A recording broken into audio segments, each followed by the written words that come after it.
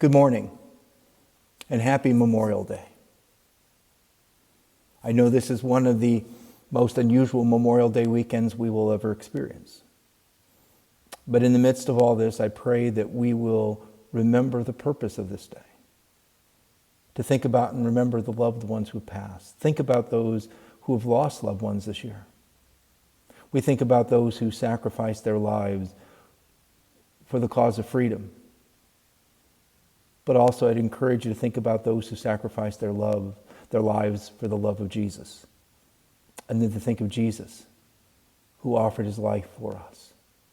It is a time to remember. It's a beautiful and wonderful act. But I hope that we will remember those things that people have done for us. And that even though we might be limited in some ways than we have been in the past, that we can still make it a time of remembrance, a time in which we recall the great things done in our behalf. So as we enter into our service today, I want to begin with a reading from the Gospel of John, chapter 17. We will look at most of that passage today. In the Gospel, Jesus in chapter 17 prays for us, the believers who follow in his name. And he begins in verse 6, I revealed to those you have given me out of the world. They were yours. You gave them to me, and they have obeyed your word. Now that they know everything you have given me comes from you. For I gave them the words you gave me and have accepted them. They knew with certainty that I came from you, and they believed that you sent me. I pray for them. I'm not praying for the world, but for those you've given me, for they are yours. All I have is yours. And all you have is mine. And the glory has come to me through them. I will remain in the world no longer, but they are still in the world. And I'm coming to you, Holy Father.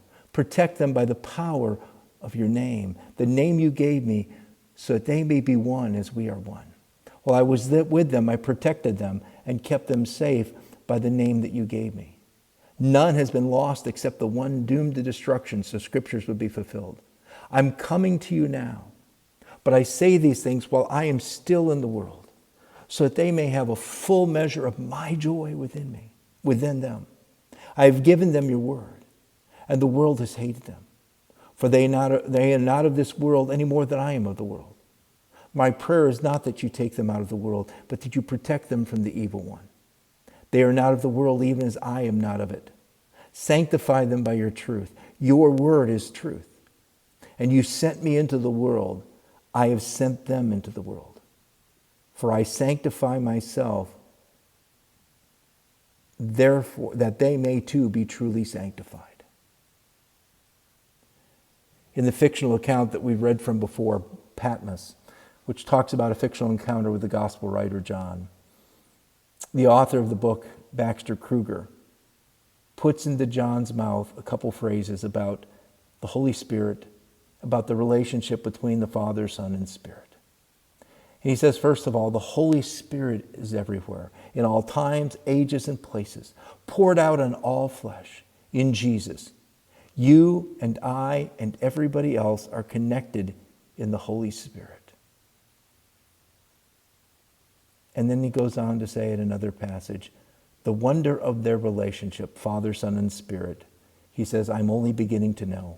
But I see it. Beautiful beyond thought.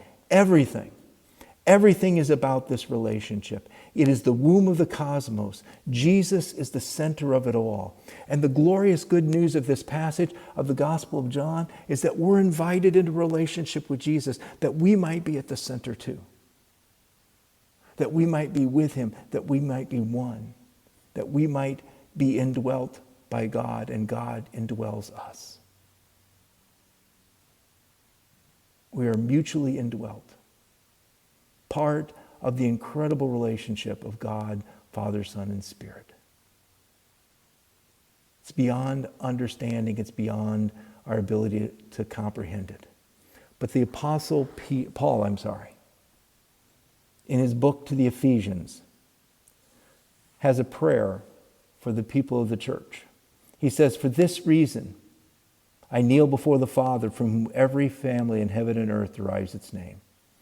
And Paul says, I pray that of his glorious riches he may strengthen you with power through his Spirit in your inner being, so that Christ may dwell in your hearts through faith. And I pray that you, being rooted and established in love, may have power together with all the Lord's holy people to grasp how wide and long and high and deep is the love of Christ, and to know that love that surpasses knowledge, that you may be filled to the measure of all the fullness of God. Let me read that to you again. That you may be filled to the measure of all the fullness of God. That we might know God, that we might know his love, and that we might be filled with that love and the knowledge of God in that intimate relationship with God. Paul prays that for us. We should pray it for one another.